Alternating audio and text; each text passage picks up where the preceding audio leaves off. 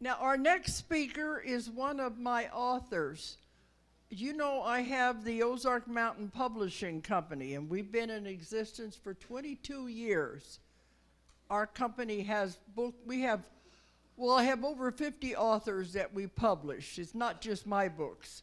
And the books are all over the world in over 20 languages. Now, when people submit manuscripts to me, I get hundreds of manuscripts coming in. I read every one of them. It's like I don't have anything to do I?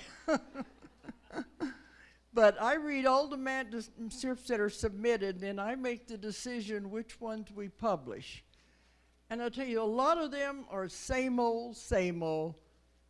I don't want to hurt you prospective authors out there, but you see the same things over and over again. And a lot of it is just monotonous. Some people have a story, but they don't know how to write. Other ones can write, and they don't have a story. But a lot of it is just the same material over and over again. So if I publish a book, it's going to have to stand out. It's going to have an angle, a twist that's different. So whenever Sherry Wilde submitted her manuscript, it's just one of this big stack that I'm going through. And people keep saying, how long does it take to get an answer? It takes at least 6 months after you submit a book, because I read them in the order submitted. And they say, can't you put mine up a little higher in the stack? That wouldn't be fair to the others. They got to be read in the order received. So I don't get to them until we go through this whole stack. And it's all a time-consuming process. But Sherry Wilde submitted her manuscript, and I read it, and I thought it's different. It's got a twist. It has this angle that I'm looking for. So her book it's only been out for a few months. It's called The Forgotten Promise. And it's for sale downstairs. But hers is about, she's had ET interaction all her life, ever since she was a child. And she talks about how you go through that with the fear and the disbelief and all the things that happen when you first get involved in these things, and the ridicule, and how you move through that. From being afraid to finally, it took many years, you began to understand what was happening. But you're going to be telling your own story. But it's the idea of how you work through that to find out there really isn't anything to be afraid of when you understand what's really going on.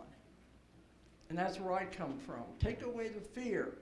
Get to what is really happening in this phenomenon. And it's much more unbelievable than you can imagine. So Sherry Wilde is going to be talking about her personal experiences with the ETs all her life. And the book is The Forgotten Promise.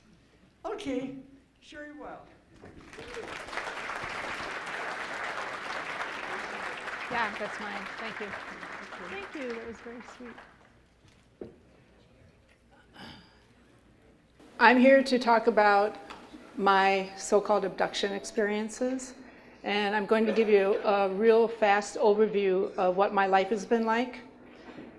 And I'm not going to be able to go into any great depth because there's not enough time. And I want to save time for questions and answers afterwards, because those are my favorite part. That's my favorite part of the series. So we're going to compare the abduction experience to the volunteer, which is something that Dolores coined, the volunteer program. So in 1988 is when I was first told that I was an alien abductee. And I was told that by some investigators. And an abductee is a person who is taken seemingly against your will by beings from another world, and you are subjected to physical and psychological procedures. And that definition certainly did seem to fit for me. It was 1987 and 1988 when my community experienced a major UFO flap. It was a hotbed of activity. It was, in all the world, the most extensive place where there was the most extensive sightings on the planet. So that was happening literally in my backyard. Where?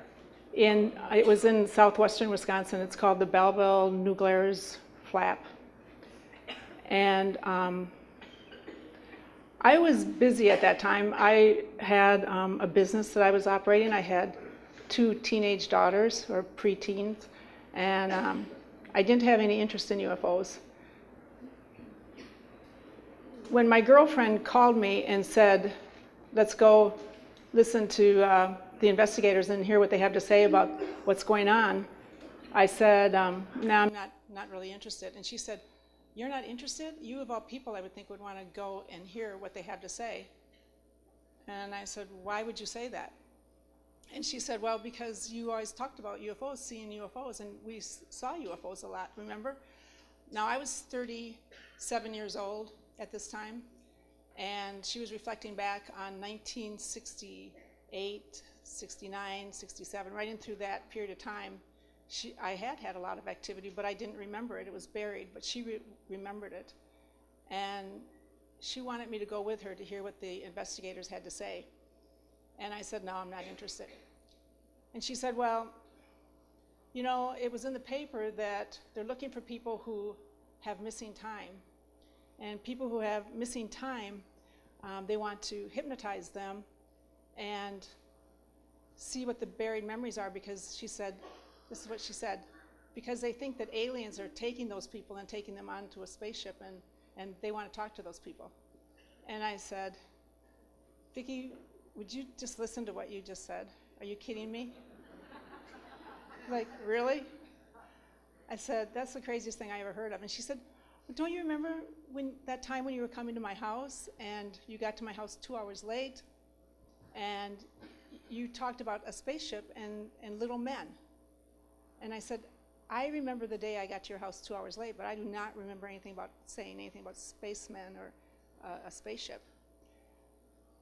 Well, I said, I do remember that day. I don't remember that. But as is my life, the series of events that were all laid out apparently in perfect order, apparently, because I had been obsessing about that day. I had just recently started thinking about what had happened to me that day in 1968. I was 17 years old. I'd been driving down the road, my little blue VW Bug, and my car just stopped. The motor just stopped. And the car, I turned off the radio and I tried to turn it back on, and it wouldn't turn back on. And I pushed in the clutch. I tried to pop the clutch. I tried everything I could, and it was just dead. And then I see these 4 guys standing in the road up ahead of me. And there's 2 of them standing near the ditch, and they've got these sticks or wands or something that they're pointing at the ground. And then there's another guy back further. He's got the same thing going on. And then there's another guy, and he's walking out into my lane of traffic as my car is rolling to a stop. Now, it's 20 years later, and I realized I didn't know what happened to me during that lost 2 hours of time, because the car rolled to a stop, and the next thing I could remember was walking into my girlfriend Vicki's house, and instead of it being 10 o'clock, it was straight up noon. We'd had an agreement. 1968, didn't have cell phones, so we had to make plans. So the plan was that I'd be there. I know.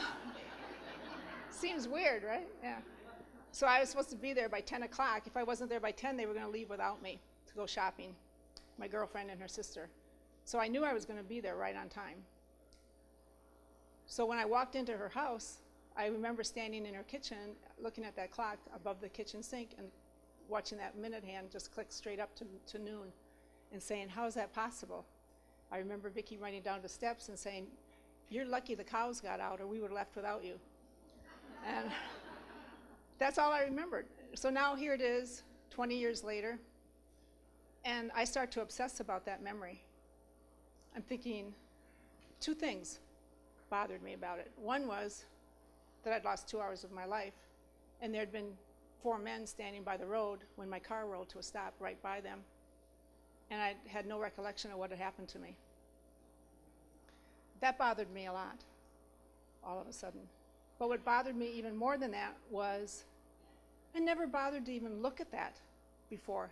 I'd lived 20 years since that had happened, and I never even thought about what might have occurred that day. I never looked at it, never occurred to me to have any concern about it, nothing. All of a sudden it became an obsessive thought. So when she told me that the investigators were looking, when they told me that the investigators were looking for people who had missing time, what they would do is hypnotize them, I thought, perfect.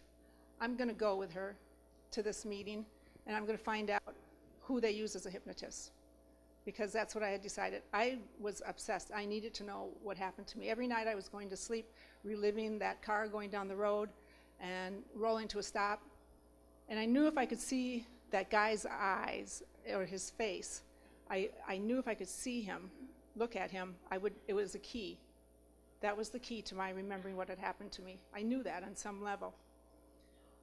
So I agreed to go, and I had attitude when I walked into that gymnasium that night to hear, because I thought the people there, for them to believe in alien abductions. I believed in UFOs, but I was one of those people that I never thought about who might be inside the UFO and what were they doing here. It was okay as long as they buzzed around up there. I mean, that. So I definitely had attitude, but I can't go into it, you know, what all happened there, but it was an interesting experience for me. I lost, there it's back. So I connected with Don Schmidt.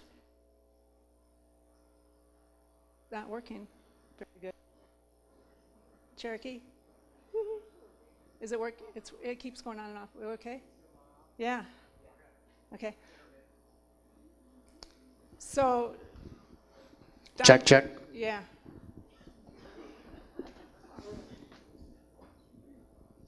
There's no on and off, right? Okay. We keep blowing out the lights in our bed, in our room too, and then what else is going on? The clicker for the TV, that thing. I don't know, we're just blowing out all kinds of things. Anyhow, so I connected with Don Schmidt. Don Schmidt was the co-director of the Center for UFO Studies out of Chicago, and that's who came up to do the investigation on the flap. And I managed to connect with him, and he would not give me the name of their hypnotist. And he encouraged me to allow the Center for UFO Studies to be involved in my regression. I did not want them to be involved. I was certain that if they were involved, they would somehow lead me under the regression to find what they were looking for, which was, I figured if they wanted to be involved, they were looking for this silly alien abduction thing. And I didn't want that to happen to me. It took him several months to convince me to allow them to do the regression, and only after he assured me, and sincerely so, that they were not looking for alien abduction. He just wanted to help put my mind at ease. He's a very kind and compassionate man. Don Schmidt has since gone on to be an expert on Area 51 and Roswell, and best-selling author.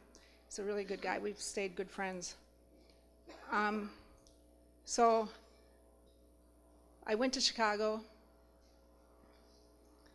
My husband went with me, and Stanley Mitchell is who regressed me. Just a great hypnotist. And I kept apologizing to everybody, telling them I was sorry I was wasting their time. I looked at Don Schmidt that day, and I thought, he seems intelligent. He seems, he seems like a well-balanced guy. What's wrong with him that he believes in this alien abduction thing? And then they had a psychologist there. Stanley Mitchell was a skeptic. He didn't know that he believed in the alien abduction thing either. I guess till he met me, maybe. I guess I changed his mind a little bit. So the person I was that walked into that office that day didn't come back out. What came out under the regression, under the hypnosis, and I knew that it was true. You know, I knew that what I was reliving under hypnosis was absolutely real, and that I was accessing the truth of what occurred to me that day. My car did roll to a stop right at the feet of this man who had stepped out into my lane of traffic, and he put up his hand as if to stop my car. And I looked at him, and he was looking at me through the windshield, and I couldn't make out his face. And so I looked at the other guys over there, and I noticed they were all dressed alike in the same real tight coveralls, and I couldn't see their faces. There were two guys there, and then the other guy back there with the wands, but they were starting to walk toward the car. And then I hear the guy standing right in front of me say, "Sherry, we've been waiting for you." And I was just terrified. And I reached over and locked the passenger door, and I locked my door.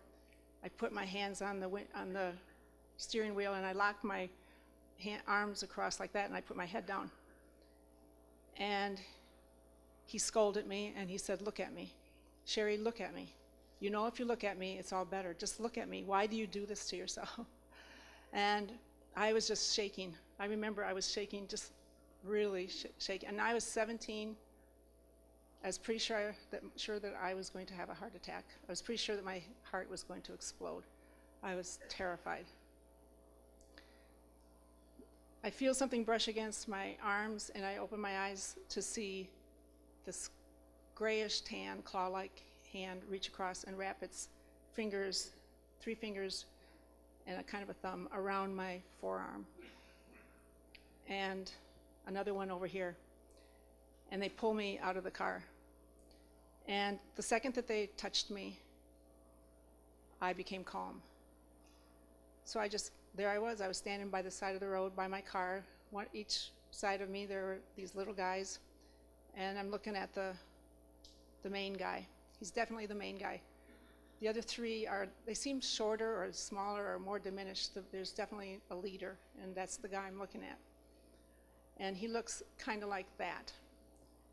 It's hard to find a friendly face of an ET on the internet. This was the best I could do. He's not quite that blue, but that's what my guy looks like. And I do refer to him as my guy. They're my guys. And I was right. If I could have just gotten a look of his face, I would have remembered what happened to me that day, but I was really blocked, really blocked. So he says, "We have work to do." And he starts to walk away, and they lead me across the field to the ship. I see the ship, and always when I see a ship, and I've seen lots of them, when I see them, people say, "Why don't you take a picture?" And it's not like that. You don't think like that. You just, to me, when I see the ships, I go into a different zone. I am in a different zone. They're bringing their vibration down. They're taking mine up. I see the ship and don't even think about taking a picture. I feel just nothing but love, in all honesty. So when I saw that ship over there, I just wanted to just look at it. But you know, I didn't want to go toward it. I didn't want to go there. I knew what was going to be happening. Wasn't looking forward to it. But they pretty well dragged me. You know, these guys, they walk really fast. They're interdimensional beings. So they just kind of like, they go really fast. There's no way I can keep up with them, so I let them drag me along. We get to the ship in no time, and as we're getting closer, there's a woman standing out there. And I thought she's human, but as we get closer, I realize she's not. She's got the high cheekbones, large almond-shaped eyes, scraggly. She looks sickly. Her hair is very thin. And she's always there. She's there to try to give me comfort and to assist me, because I go into the ship, and I'm going really fast. I'm skipping over a lot of details. Go into the ship with her, and you know, they have to do the exam. So she helps me to get undressed. It's very cold in the ships, always cold in the ships. And the last thing you want to do is go on there and then take your clothes off. You have to boot and lay on this really cold little narrow metal feeling table, whatever it is made of, I'm not sure. But that's the process that you go through. The other thing that's strange about the ships, these are the little scout ships, the little silver ships that they're seen a lot. It looks like when you go into one, it looks like you have to stoop over and it wouldn't be very big, but again, it's an interdimensional thing. You walk in there and it's all distorted. You know, it's a lot bigger than what you think it would be. So I'm in there and I'm having the exam. The guy doing the exam, I'm going to tell you that, because I'm going to accidentally call him by his name. I call him Da. That's not his name. It's the name I gave him when I was a little girl, because he felt like my father. He doesn't really have a name, I don't think. He has an energetic stamp. He has an energetic stamp that I can tune into, like we all do. So I don't believe he's got a name, but I call him Da. So Da was there, he was doing the exam. Now, when you have these experiences, and you have them as many times as I've had them, and I've had hundreds and hundreds and hundreds. They've been in my life constant. And when I have a period of activity, they're in my life, you know, I'll be with them, you know, 2, 3, 4, 5 times a week or more. It's a lot. And the only reason that can make sense is because as they taught me, and they taught me a lot of things, you spend that much time with them, you're going to learn stuff, whether you want to or not. And what I learned was that time does not exist. Time is an illusion. And that explains, because the longest time I couldn't figure out how I could be with them so much. And my experiences were daytime experiences for the most part. I had a lot of nighttime encounters, but a lot of my experiences were daytime, which made it easy for Don to do the investigative work because I had a lot of witnesses. But it's because time doesn't exist. And when you go into their dimension, it really doesn't exist. And so it's different. You can feel like you're there with them for days or something, but in Earth time, you know, it's nothing. So anyhow, he's doing the exam on me, and at one point, he tells me that he's going to extract some eggs from me. I get upset about that, and he comes and he calms me, and he wants to know why I'm upset, and I say because I want to have children, and he explains to me that that's going to be okay, I will have children. And when he goes to do that part of the procedure, those other 3 little guys that were busy doing little chores around the ship, were not paying any attention to what was going on with me, they all of a sudden got this air of expectation. I could feel it in the room. And they all went back into the hallway, and in the hallway I couldn't see what they were looking at, but there were windows or monitors that I could see from where I was laying on the table, looking into another room where they were on the wall, and I figured they were looking at some kind of a monitor or something. So they went back there and they looked at that monitor while he did this procedure. And Dot turns around and he looks at what I would now say is like a computer screen, and he did some stuff like what we do now on a keyboard of sorts. And then he turns and he looks at me and he says, "It is good." And those little guys don't talk, but if they could, they would have been doing high fives, because you could feel the air in the ship just changed, and they were just all like, yay, excited. I don't know what it was, but they were all, and the look that I got from Da was one of deep appreciation and love. He doesn't talk with his mouth, as you know. It's the typical his voice in my head. His voice is very familiar to me. So he speaks with his eyes, and his eyes show everything. So when we got done with that procedure, I was allowed to get dressed. And he said, "Can I ask you a few questions?" That's part of the process. I remember now, but at the time. And I'm in Stanley Mitchell's office, and I'm reliving this. And the first question he asks me is, "Sherry, are you happy?" And I'm the me that's sitting in Stanley Mitchell's office reliving this goes, really? You flew how many light years to come here to pick up a 17-year-old girl on a rural Wisconsin road, and you want to know, am I happy? I thought that was really strange. But it was a clue for down the road when I went to unravel these experiences and try to make sense of them. That was a clue. And when it was my turn to ask questions, he said I had a little more time left and I could ask him some questions if I wanted to, and I said, sure. And my first question, or one of my first anyway, was, can I go for a ride again? And I heard that, and to this day, I'm not sure. I asked Don recently, I said, did I say again, or did I even say that under hypnosis? I don't remember, because I remember thinking, I can't say that. What does that mean, again? Can I go for a ride again? But that's what happened. And Don looked at me and twinkle in his eye, and he said, so you remember? And I said, I do. I want to go for a ride. And he said, there's not time. We're almost out of time now, I'm sorry, but we're around and we'll be seeing you very soon and we'll take you up. And they did. It was only, I don't know, not too much, a couple nights later probably. So then it was time for me to leave. And before I would leave, and this is also another part of my memory that came to the surface that I started to realize was a common thread through all my experiences. I started to make my case. And by that I mean, I would say to him, you know, don't make me go back. Let me stay here with you. I think that God made a mistake. He put me in the wrong place, and I don't think I belong here. Those humans out there,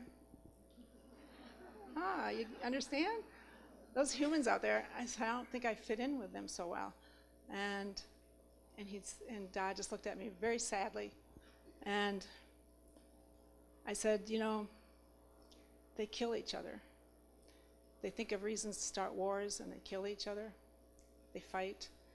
I don't think I fit in there. I don't think I'm supposed to be here. Does God make mistakes? Because if God makes mistakes, we're all in trouble, but I'm pretty sure he made a mistake when he put me on this planet. And Dad said, Sherry, you have to go back. And I said, then I'd try this. I'd say, well, you know, they hunt animals, innocent little animals. They go after them and they kill them just for sport, just so they can have their heads hanging on the wall or something. I said, they're barbarians. I don't belong here. And he said, you need to stay here. You cannot leave. This is where you belong. And as we were walking out of the ship, he said, and you'll forget that you had this encounter. And I said, no, stop doing that. I'm not going to do that, because every time then I have to go through this whole thing, every time all over again, the fear and everything. And he said, we have to. And I said, no, I'm not going to forget. And he seemed very amused by that. And I said, I'm not going to forget. This time I'm going to remember. And he said, uh-huh. And I said, I'm gonna. And he said, uh-huh. I remember it as if it were yesterday, because I was very defiant, 17-year-old. We were right by the ship. And I stopped and I said, I'm gonna remember this one. And he was walking ahead of me fast, like they always do. And he stopped and he turned and looked at me, and he may as well have been like doing a belly laugh. His eyes were just sparkling. And I said, I'm gonna remember. So took me back to the car. I rolled down the window, I reached out my hand to him. I touched him one last time and I said, I'm not gonna forget. This time I'm not gonna forget. And as I pulled away, my memory started to just collapse. It was disappearing so fast. And I watched it, I felt it disappear. And I had to look in my rearview mirror to try to remember what it was I was trying to remember. And he was gone, and so I turned and I looked. And then I started repeating to myself, spaceship, little men, spaceship, little men.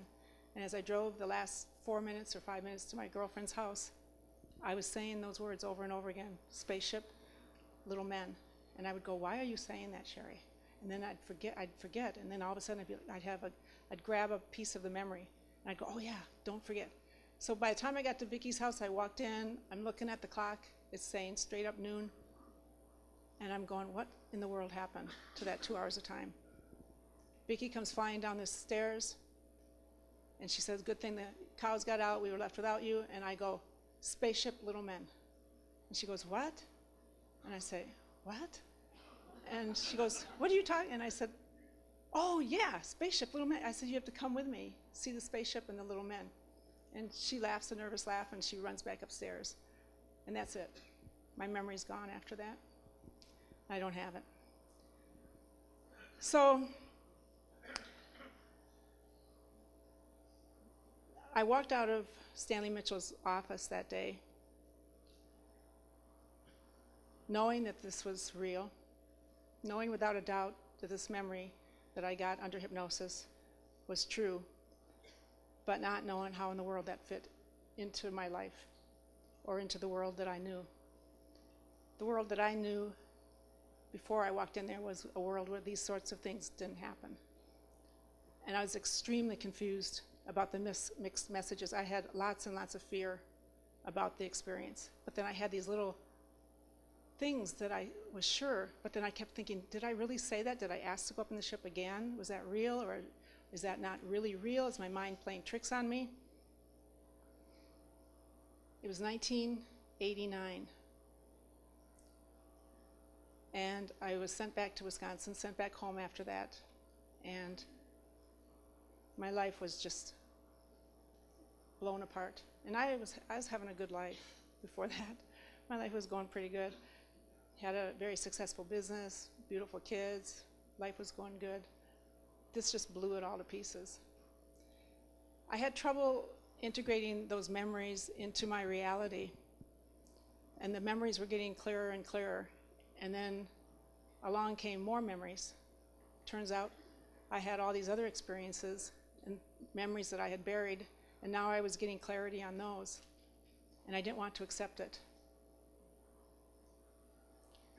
And then when I thought it couldn't get any worse, I realized I was having the experiences in real time. Turns out that my guys were around at that time, and they were coming to my house 2 and 3 and 4 and 5 times a week. And I couldn't hide from them, and I was terrified. I didn't understand it. It didn't make any sense to me. I could barely function. I could barely do my job during the day. I had bruises on me from where their fingers would wrap around my arms.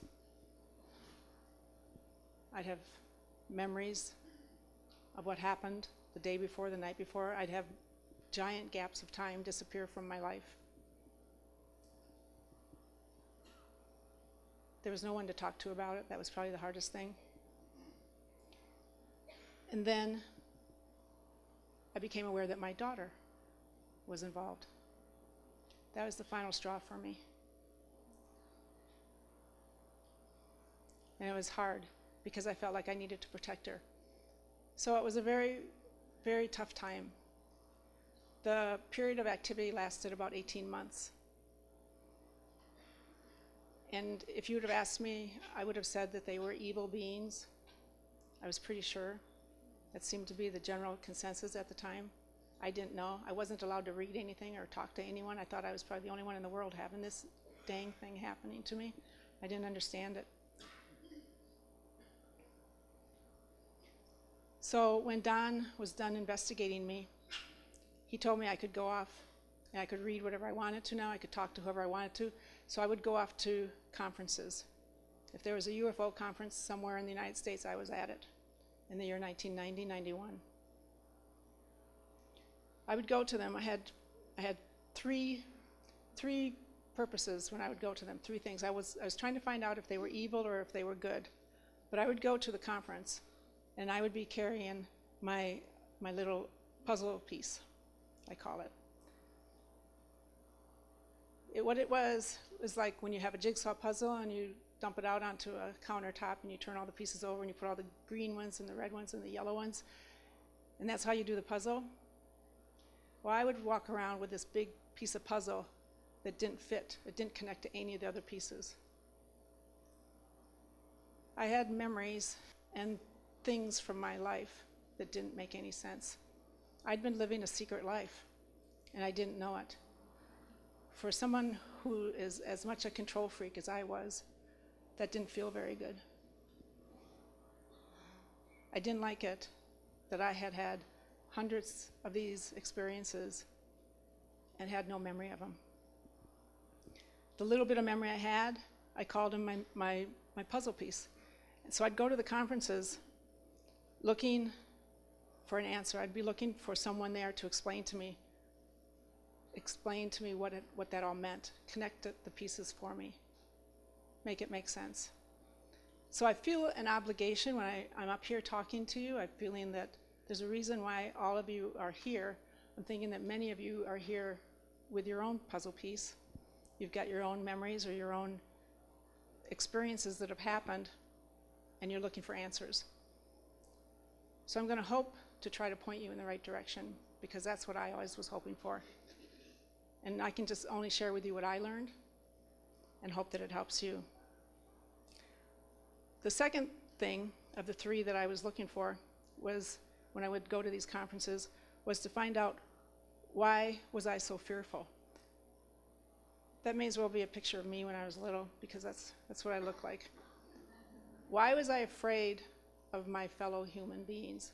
Why was I afraid of life on this planet? That concerned me a fair amount. I wasn't just afraid of the ETs. And if my memories were correct, if what I was recalling was correct, and my experiences at the time were correct, the guys were teaching me things that didn't seem to line up with the fact that they were evil beings. So I was trying to figure out, who's the bad guy here? Is there a bad guy? Why am I so fearful? I just needed to know that. So that's the number 2 thing. And the number 3 thing is, why did I feel homesick my whole life? Was that a clue? I've since learned that I think every human on the planet feels homesick. I think there's a deep yearning within all of us to be home. But I didn't know what that meant. Did that mean I want to be on a ship? Did that mean was I from a different planet? What did that mean? I was looking for answers to that.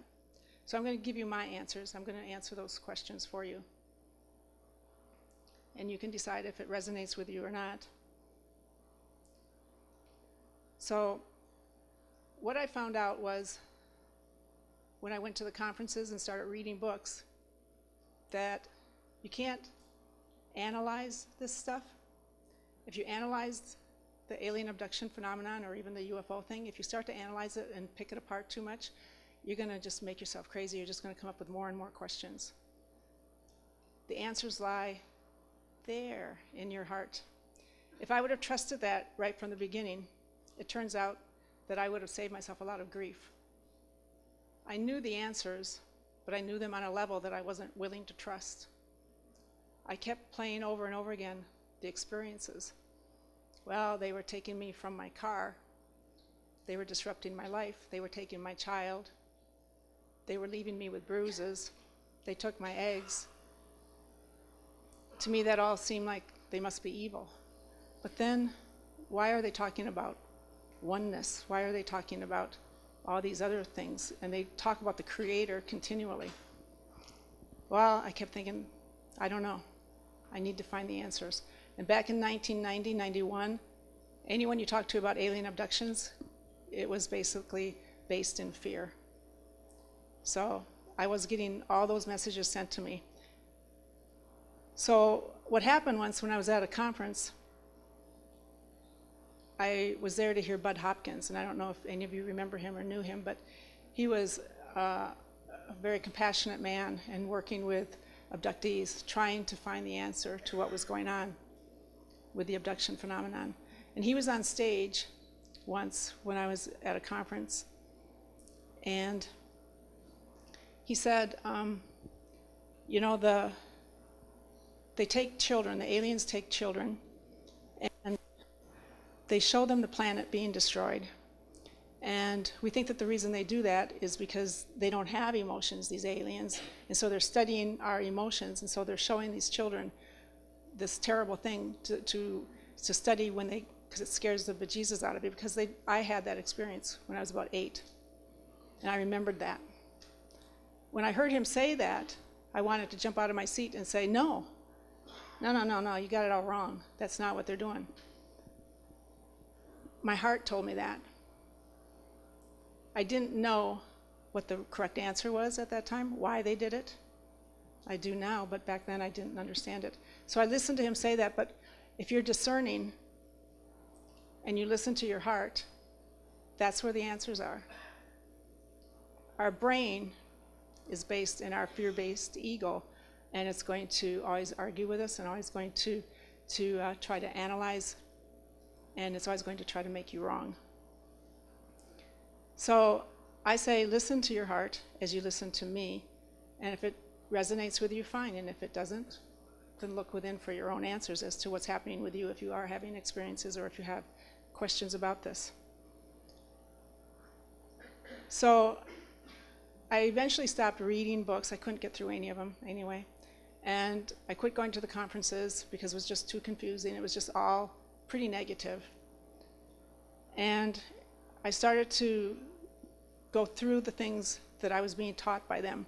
And they had spent a lot of time teaching me things, and from the time I was a little girl, they taught me the 3 important things to know. And they just really drilled it into me.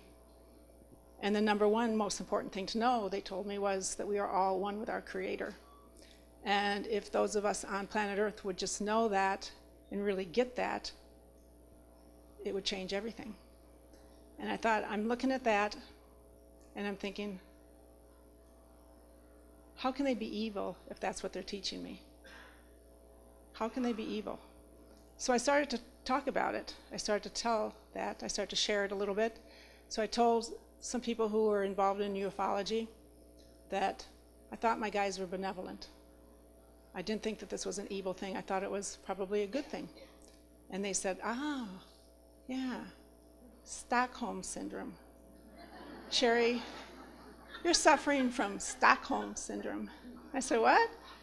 And they said, a psychological phenomenon in which hostages express empathy and have positive feelings toward their captors, sometimes to the point of defending them. And I said, oh my, could that be? Am I that weak-minded? So in order to be objective, I thought, I got to look at this. I got to look at it. So I did, and I tried it on for a while, and I walked around for a while believing I suffered from Stockholm syndrome. It seemed like it made sense, but it didn't fit for very long. I couldn't. And my guys are pretty proactive, and they wouldn't let me stay there. They were teaching me things about oneness, about unity consciousness. They just taught me all kinds of things, and there was no way. I had to leave that behind, and I had to move forward. I went back to the idea they were benevolent because it felt a lot better, and it was real. It was the truth, and I knew it. It resonated here. So in 1989, 90, my period of activity with them came to an end, and I had quite a long reprieve. If they were in my life, I didn't really know about it till 2009 when they showed up. And I must have been in a pretty good altered state of mind. They must have put me in a nice place because I came awake in my bed, and Da was in my room, and I just looked at him as calm as could be, and I said, "What are you doing back here?" And I said, I don't have any eggs for you. What are you doing back here? And he said, and I wish I could talk the way he does. He never wastes a single word, but he said, you remember that I told you that the earth would be going through changes. Well, those changes have started occurring now. You've been trained. We have work to do. And I said, oh, I get to be a light reader? Because what they had done back in 1989 was teach me to be a light reader. And that was one of those things that I looked at to try to decide if they were evil or negative beings or positive beings. And what had happened in 1989, they gave me 2 1/2 days where I could read people's level of light, basically your vibration. And it was pretty cool. And they gave me a test run of it early one morning when I went into my office, and this guy walks into my office, and I stand up, and as I reach across my desk to shake his hand, and I look into his eyes, and I hear inside my head, I hear, "You will be staying." And I have to fight to not say it out loud. And then his wife walks in, and I reach across the desk and look into her eyes, and it's the same thing. "You will be staying." Their light readings were high. So this couple, they're like Hollywood glamorous at 7 o'clock in the morning in my little town. I now realize that they were just holograms sent in to kind of a test run before the real thing started happening. So for 2 1/2 days, I read people's light readings and their vibration.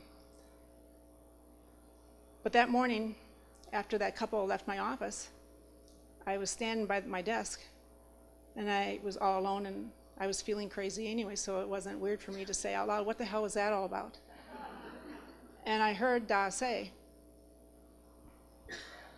"There will come a time when changes will be occurring on your planet. It is an absolute that your planet will be moving into the higher dimensions. Those who reside upon her, whose vibration resonates with that frequency, will be allowed to go with her, and those whose vibration does not will be taken to another planet to continue on their journey. Sherry, there is no judgment in this." He stressed that. There is no judgment. All will get there eventually, but there are those on your planet who are ready to live in unity consciousness, and then there are still those who believe in dominance over others. The two cannot exist together. And then he took the ends of 2 magnets and he brought them together. He said, "See how these repel? They cannot share the same time space. So it is on your planet. The time has come for Gaia to move into the higher dimensions. She's held herself back long enough, and her children need to be allowed to move on." And I said, "Really?" Really? I said, "Does God know you're doing this?" Because, how are you going to do this?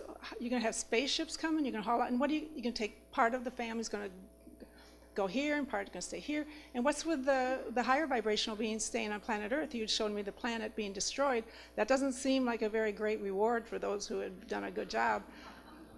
No answer. And I said, I need to know, what about my children? What about my family? What about everybody? This doesn't seem right. You know all you need to know for now, Sherry, was the answer that I got. So now here it was, 2009, and he was back telling me that we were into the thick of this.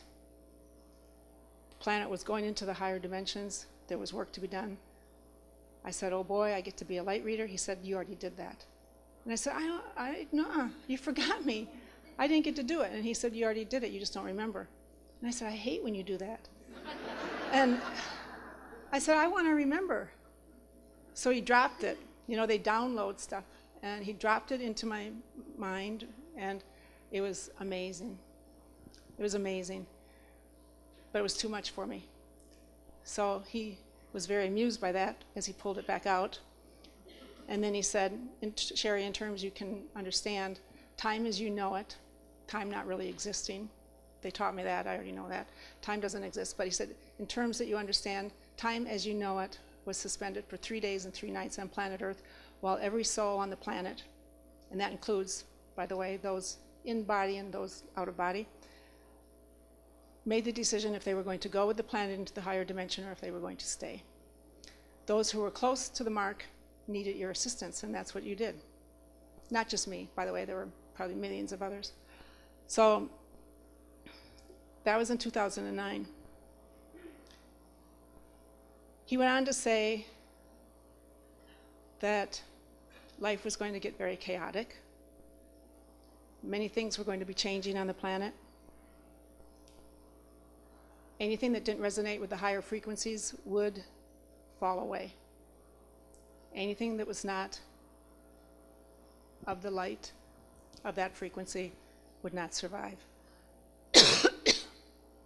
Excuse me. And I said, well, what do you want me to do about all that? What am I supposed to do? And he said, you are meant to be a catalyst.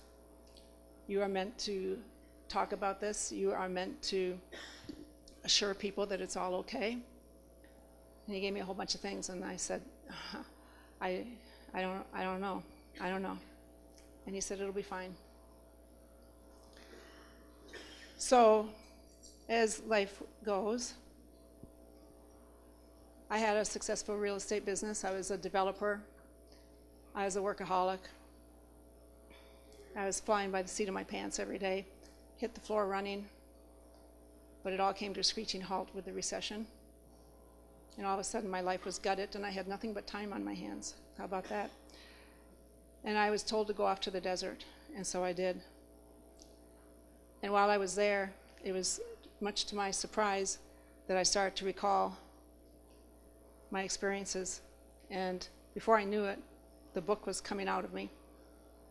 And I was fascinated as it fleshed out a lot of my experiences and answered a lot of questions that I'd had.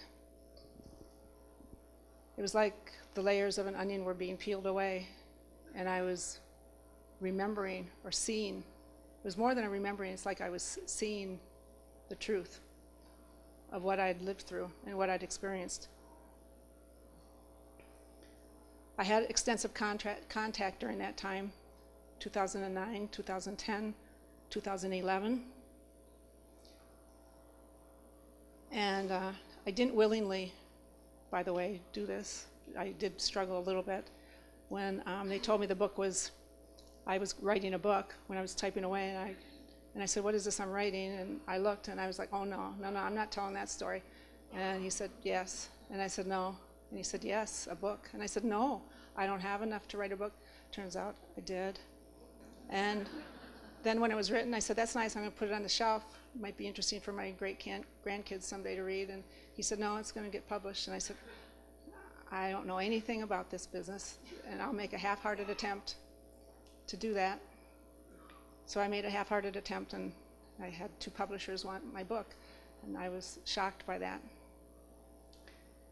So apparently it was meant to be. And I was asking the question of them at this time, why? Why is this happening? Why me? Why have I had all this contact my whole life? What is this all about?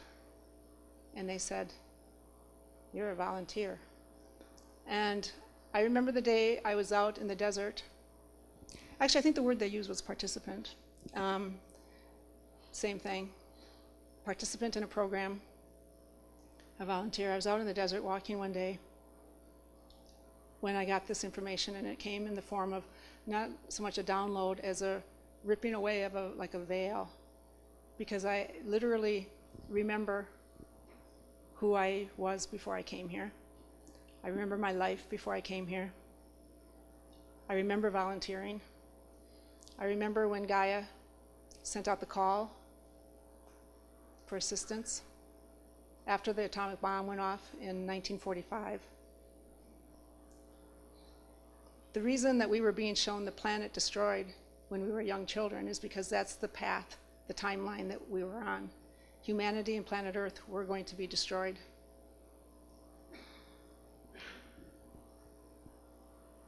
So it took a lot of planning and scheming to try to figure out what could be done to help salvage planet Earth and her children who had lost their way.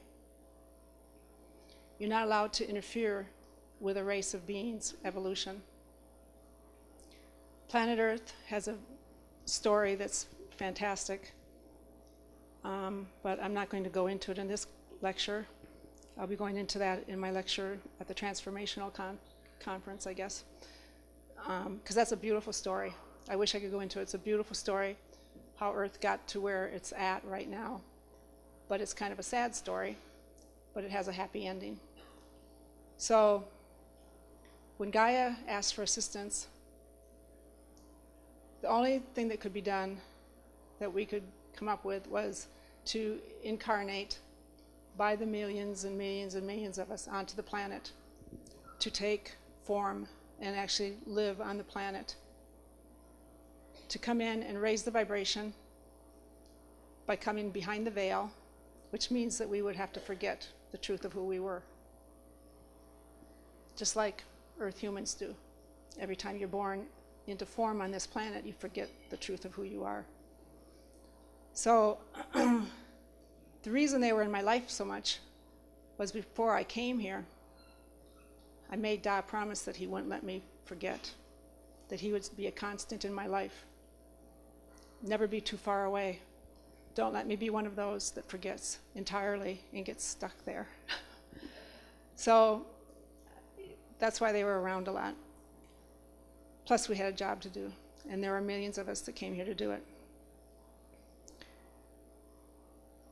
The Earth humans, when they fell from the state they were originally created in to be, fell into fear and got stuck on the planet.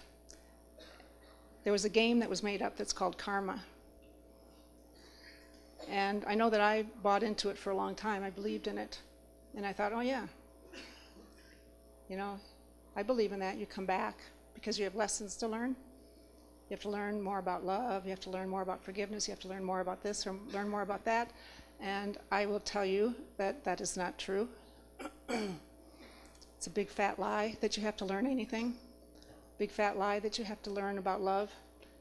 Because the fact is that you are love. You were created by a creator who is love, and you are created as love. So the only thing you have to do is remember the truth of who you are. That's all you have to do, is remember the truth of who you are. It is only our ego, fear-based self that created this law of karma, and it's used to control you, to make you not remember that you are all-powerful. Because if you knew you were all-powerful, you could not be enslaved the way you've been enslaved, and this planet has been enslaved. It always tickles my fancy when I hear people, investigators, UFO investigators, say that the aliens might be here because they want the planet and they want to take over the planet. Well, that already happened a long time ago. It's too late. So now it's time for everybody to wake up and realize that you don't have to be enslaved. But it's hard because when you're born in a prison, you don't know you're in a prison. The way that you live life on this planet is not the way the Creator intended. Not even close. So the answers to the questions that we asked originally are found in that information. My guys are not here to carry us off or take over our planet. They're here to remind us of the truth of who we are. They are the keepers of the planet. They are our family. They come with nothing but love. They want to see us awaken and rejoin our cosmic family. The reason that we feel homesick is not to go necessarily to be with them. It is to be home with God. When you're in this world, one of the worst things for me was to be cut off from my source. I come from unity consciousness, where you live in the experience of oneness. And to be here where you think that you are a body and that you are an individual, it's a very fearful thing, really scary. So our homesickness that we all have is based in that sense that we have, that we know that we are not living the truth of who we are. The reason that we are fearful is because we're not in our natural state. It's not natural for us to fight and kill. Not at all. Our Creator did not create us to kill. So we're going against our very nature when we do that. And that's why it's fearful. But it's happened because of our enslavement on the planet. Not that you're a victim, because it's not possible to be a victim, but because you have forgotten the truth of who you are and you are playing the role of a victim. So we're all here for the same purpose. We're all here to awaken.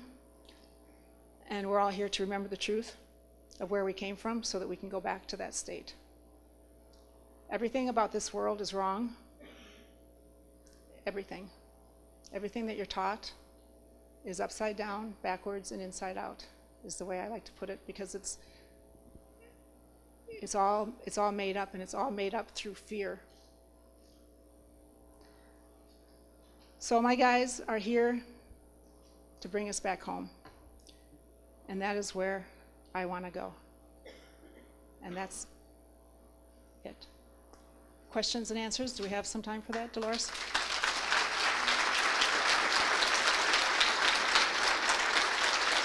I ended on the mark. Check, check. What? You want me to cover the three things? Yeah, it was. Okay. You go.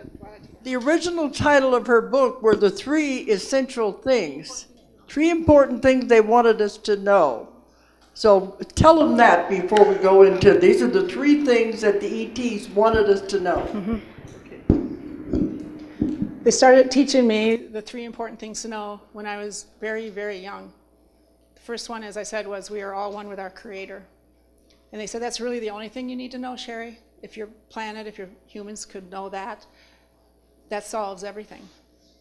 We're all one with the Creator. I mean, it covers a lot if you really dig into it. It means we're no different than our Creator, and our Creator is pure love. So if we're one with our Creator, that means we are pure love. That means there's no separation between any of us. There's no separation between any living beings, any living creatures, any sentient beings, anything. The second most important thing to know, this one was hard. They started teaching me these when I was about 5 years old. This was a mouthful. Second most important thing to know is we long time. And then when I finally figured out what it meant, I didn't know why it was so important to know. It didn't seem like an important thing to know. We are multidimensional beings existing on more than one level at a time. But as we start this ascension process now, and we are into it, and our vibrations are quickening to keep pace with the planet, and we are moving into the higher frequencies, that little ditty comes into play a little bit. Because we are multidimensional beings, it's our job now to bring those aspects of ourselves into alignment, which is a whole big long speech in itself, but it's an interesting facet because we are multidimensional. Just as I am here in this dimension at this time, the larger part of me is actually, I'm in a different dimension, and I'm aware of that dimension. I'm aware of the larger part of who I am being elsewhere. And it's true of everyone sitting in this room. You're not just that aspect of who is sitting there in that body and your attention here. Your attention is in this dimension right now, in this time, space, if you want to call it that. But you have many, many other aspects of who you are existing in other vibrations, in other dimensions.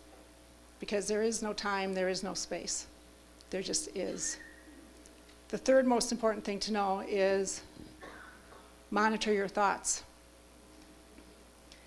And they taught me that, and I'm so grateful that they did, because it just meant everything to me as I got older, because I learned that your thoughts create your reality, and they definitely do. So I learned at a pretty young age to keep track, to watch my thoughts.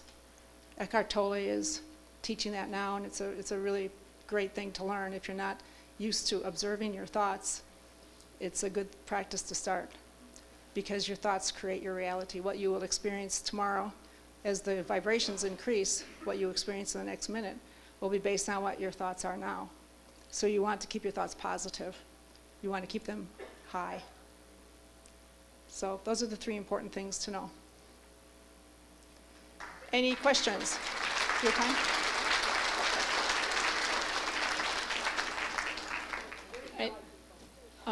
Okay. Oh, they have to go to the microphone? If you have questions, if you would please come right over here. We have a microphone set up for you to ask. I have a quick question, and it was just, you'd said that they can't really interfere with what's happening on the planet, but at the same time they are here, so I wasn't quite understanding that. They can't come and land, so, come and save us, so to say. A lot of people believe that the ETs are going to come and save us. They have gotten permission, so to say, because there are so many on the planet who have asked for assistance and for help at this time. They are allowed to interfere to the extent that they have, as everybody, if you're following it, they've shut down some of the nuclear reactors and things like that, and they've done some things to keep us from being destroyed because the powers that be on the planet have wanted to possibly do that. So to that extent, they've been granted the right to interfere to that extent, but they can't come and tell us, okay, now it's time for you to awaken, and this is who you really are, and because each soul has their own journey, and this is what it's all about. You fall into forgetfulness, the whole idea is to awaken, to find your way back. So each soul has its own journey. So yeah, we can come here, as everyone did in this room. You chose to come here at this particular time and play a part in this awakening process. This is my part. Everyone has their part in the awakening process. Okay, does that answer? Yeah. Thank you, yes. Excuse me. Which intelligence has concocted this planet? Who has done the enslaving? Well, I know everybody wants to know a name. Well, and as far as what a race type, it means. a dimension. What is your perspective on why is the planet so bass-ackwards? It's a really fascinating story. It's a long story. It's fear was introduced back way back. Humans are older, have been here longer than what our scientists say that they have been here. They are only able to measure from the time when they fell into such a state of density that they found remnants of Neanderthal man and all that. But we actually go way back to when we were originally seeded, when we were originally created. So when humanity fell into fear, their vibration went lower and lower and lower to where the light almost went out on the planet. And like attracts like. And so with the density of the planet that low, the vibration of the planet that low, it attracted low density beings, low vibrational beings, I should say, out there that feed on fear. So when humans fell into fear, into a state of separation, forgot who they were, lost their connection to source, these low vibrational beings came onto the planet and declared planet Earth as their own, and they continued to keep humans in fear purposely because they feed on that fear. They're not in connection to their source, so their source comes from fear. Their life source comes from fear. But what provoked the original fear? Well, it was okay. It's a long story, but as shortly as I can put it, creation on this planet and in this solar system and in this universe started at the very bottom rung of the ladder, which is third dimension. That's where you come into conscious awareness. And so this was a third dimensional planet. And when the time came for it and the rest of the system to go into the fourth dimension, there were some beings who were not able or ready at that time. They had not evolved enough to go into the fourth dimension.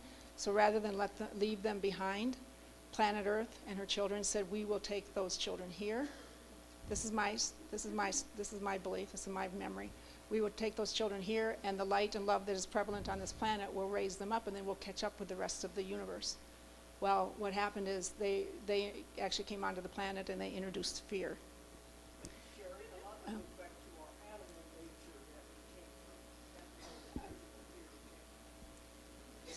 So there was a fall. The Bible talks about the fall, but it doesn't go into it a lot. But even the Bible, with the story of Adam and Eve, well, I'm not going to go into that. But anyway. Well, I mean, they demonize women, Okay. Yeah. Why did they need your eggs, and what did they do with them? I remember that I volunteered as part of my volunteer participation on the planet was to take part in the hybrid program. And the hybrid program was because at that time, Earth humans were not going to make it. And so we needed to keep the DNA going. And also that's just what we do. We create new forms of life. So Well, did they make other human beings with those eggs? I have lots and lots of children, yes. Yes.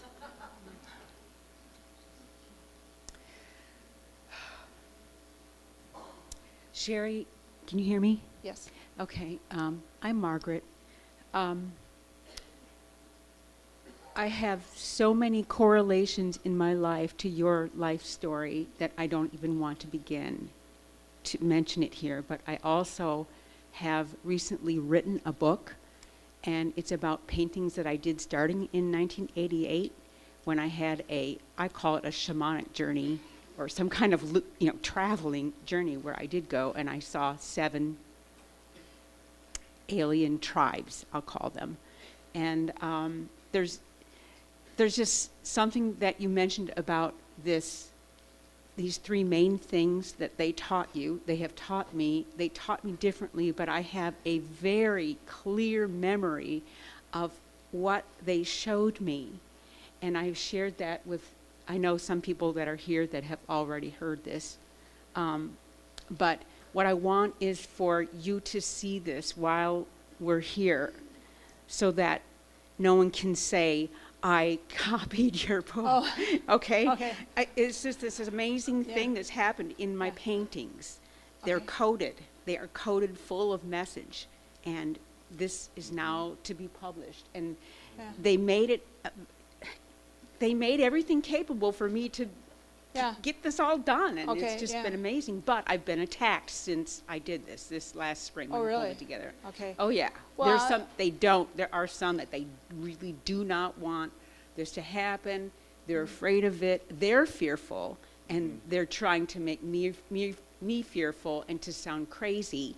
Right. That's their way. The way Right. that they do that is to make you sound crazy, Right. Right. using this system to keep this information from reaching people. Exactly. So- Yeah, the whole alien abduction thing is belittled and laughed at in this Yeah. country more than anywhere else in the world. Well, and the speaking. Yeah. I mean, I'm getting the message directly into my head. I know the voices. I know they're not mine. Completely different words are used, and then I have to go look up. So Yeah. it's not me.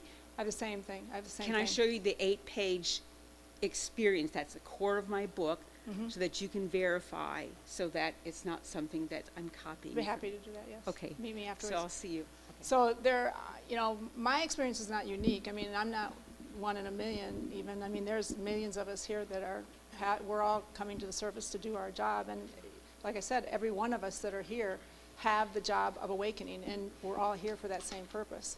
So her story is, there's going to be lots and lots of those. And we're all doing our part to help awaken the planet. Yes, Now, you were living around, you said New Glarus, Wisconsin? yes. It floors me. I grew up on the west side of Madison. And it floors me that this thing was happening to you and to me at the same time, about 20 miles apart. The UFO And I fact, just yeah. kind of marvel at this, what was going on. Did you see at some time other people undergoing, similar experiences in the craft with you? Or? Did I see other humans on the ship? Yes. Yeah, because I have- keep wondering if we were lying on I was lying on the examining table next to you or something. Well, You look vaguely familiar at all. okay. Just kidding. A lot of times I was I was in my ET form. A lot of times it depends on what ship there's different levels to it. When I go onto the little scout ship, I'm the human and they're checking my human body. Then sometimes they take me up to the recon ships or even the mothership. And when I go up to those ships, I have to go out of my body. My body can't tolerate it, and I put it in that container thing that they have up there.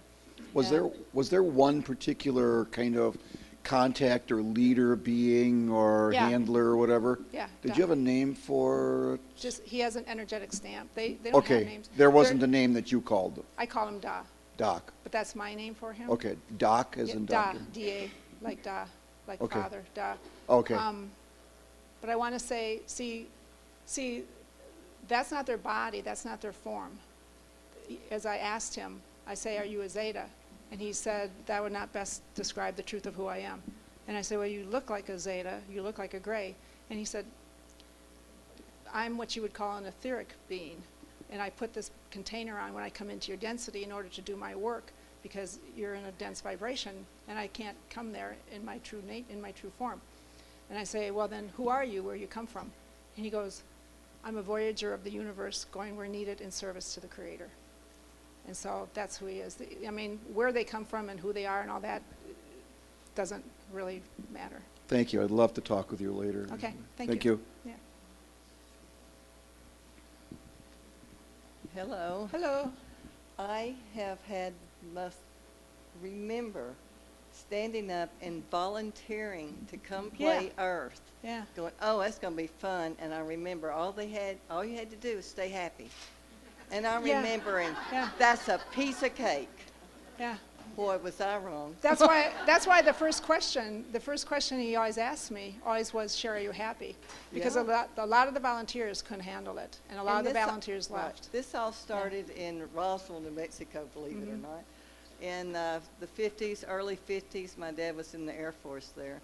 And I remember getting into a room and being like a waiting room and seeing and noticing people that I recognized in my world travels that you were there, you know. And I remember also, because I've had no fear in any of my experience, but I was always told, it's my choice whether I wanted to be afraid or be happy about this whole I experience.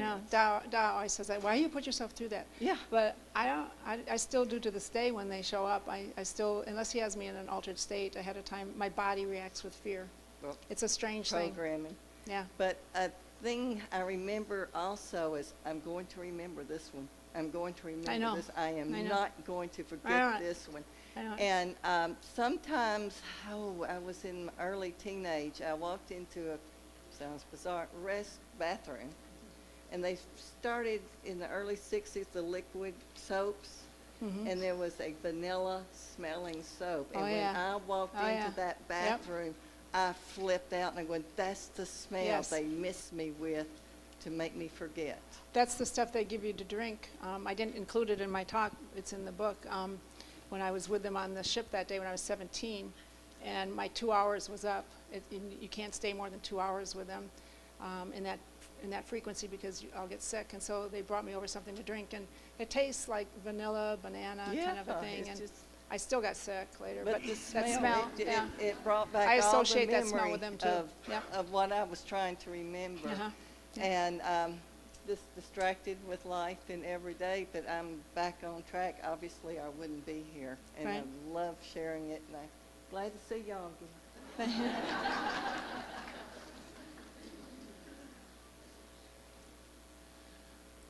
Knowing what you know now and the experiences you've had, if you had the opportunity to go back and to take that first initial regressive hypnosis session, would you or would you not do so? You know, I'm going to answer that in two parts because I get asked a lot by people a lot of people come up and say I have partial memories, and I think I'm going to, after I hear you talk, I think I might go get regressed and I might go through that. And my advice to people who are thinking about undergoing hypnosis to unlock the memories would be to only do it if you're really prepared, because if you're here, then you're open-minded, you know about this. I mean, I was very blocked. They kept me very innocent. I mean, I couldn't even watch Close Encounters of the Third Kind, because they jumbled the screen and I couldn't hear it. I was very blocked against anything to do with UFOs. So it was a shock to me when I underwent hypnosis, and it took a lot for me to find my footing. And and I tried to take myself out. I tried to kill myself. They wouldn't let me. And so it's a very traumatizing thing. It depends on what your knowledge is. For me, to go back, I wouldn't undo anything. I couldn't. My life was planned to the smallest detail. It was just planned. And I gave up free will when I came here, in all honesty, because I came here for a very specific purpose. and I couldn't really deviate from it. I could take little side journeys, but not big trips off of what I was meant to do. So I wouldn't change a thing. I couldn't change a thing. I'm happy to be where I'm at now. It's a relief to me now to know what it was all about, because that was probably what bothered me the most. What did it all mean? Took a long time to get here, but I'm happy with it. But if you're thinking about being regressed yourself, I don't know. I don't know, because it's confusing, because we see it through fear, and so we distort it. And for myself, my memories, when I was looking at them through fear, when I was in fear, totally changed. When I got peace of mind about it, and then I saw reality, I saw with clarity, everything about it changed. And it was like a totally different experience. So if you can do it and not have fear, go for it. Okay? Thank you. I have read your book. I have had lots of experiences since I was small. One of my earliest, I can remember, it was like a litany saying to myself all the time, I've got to remember, I've got to remember, I've got to remember. And that was having to do with a lot of things. I've had I'm, I think, the same age as you, or the same age group.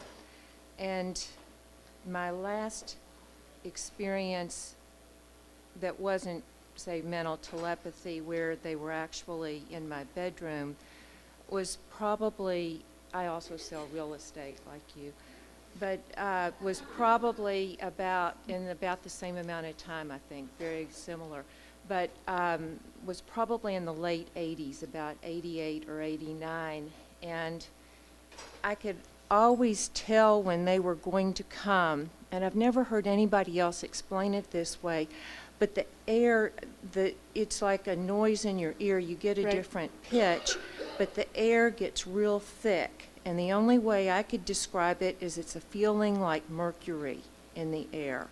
But there's a different pitch, and it would rouse me. And at the time I had a cat, and he would be oblivious to it. It was just like he would be out. But I can remember the last time just waking up, and I think there were 6 of them. I had a king-size bed, and there were 3 at the base of the bed, and then 3 up the side where I was. And it was like, the only way I could describe it is like Lou Gehrig's disease. I was mentally alert, but I was paralyzed. I could not move my body. And I could see them.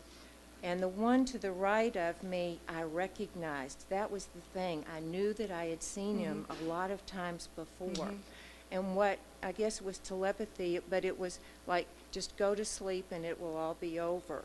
So the next morning, when I was brushing my teeth, I wasn't really thinking about it, but when I was brushing my teeth, it was like my nose was a little bloody, and all of a sudden, the thought that went through my head was, that's when they put that thing up your nose. It was just like, where on earth did that come from? But that was just one memory, and so anyway, I just felt compelled to share it.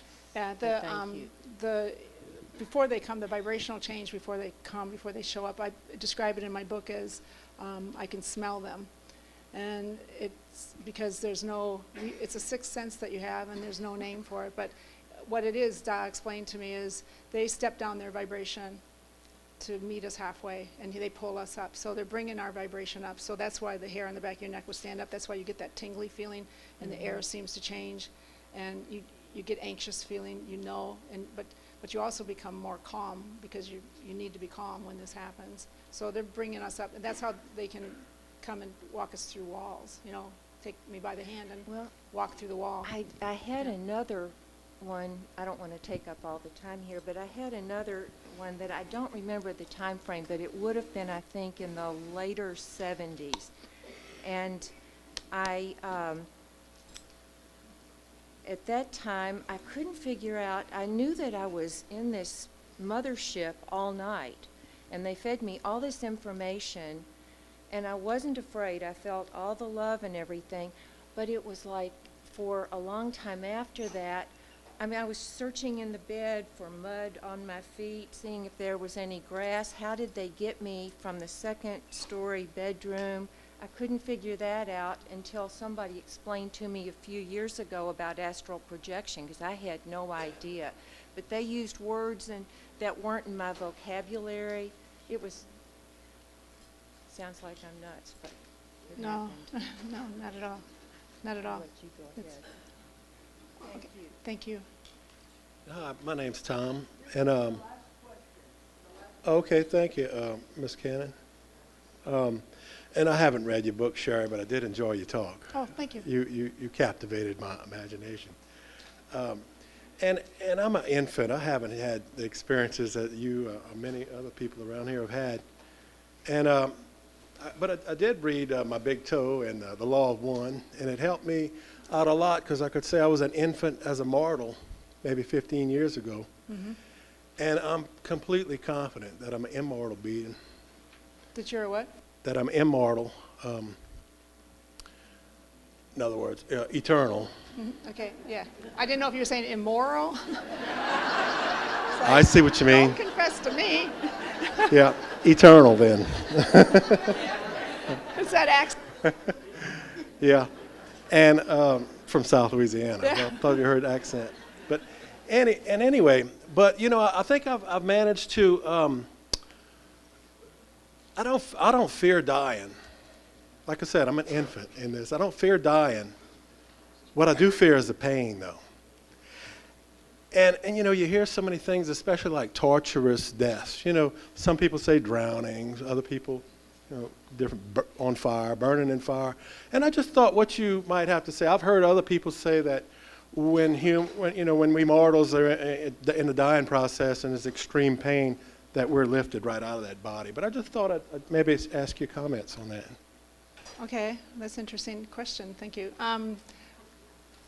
The body is, for me, here is just as much a container as it is anywhere else. It's not really, it's a portion, it's a part of who we are, but it's not in truth who we are. We are eternal beings, and that's our true essence and our true nature. So when it comes time, unfortunately, we were created to just inhabit a body in the third dimension, to have that experience, and to lay the body aside willingly when we were done having the experiences as third dimensional beings. But because of the fall into fear and separation, we now do get sick and our body suffers. But I don't have any fear of that because we are the co-creators of our own existence, and so you will experience whatever it is that you believe you will experience. So if you can work on your belief system and understand the true nature of who you are, death won't really. It's just the body, and it's not going to be that much of a shift, that much of a change. As far as suffering, that comes from guilt. Comes from our deep-seated guilt. So, you know, the guilt that we all have from the belief that we betrayed our Creator by falling into separation. But we're getting off into a different tangent here. But thank you. Yeah. Okay, that's all the time for questions. Okay. So Okay. yeah. Thank you.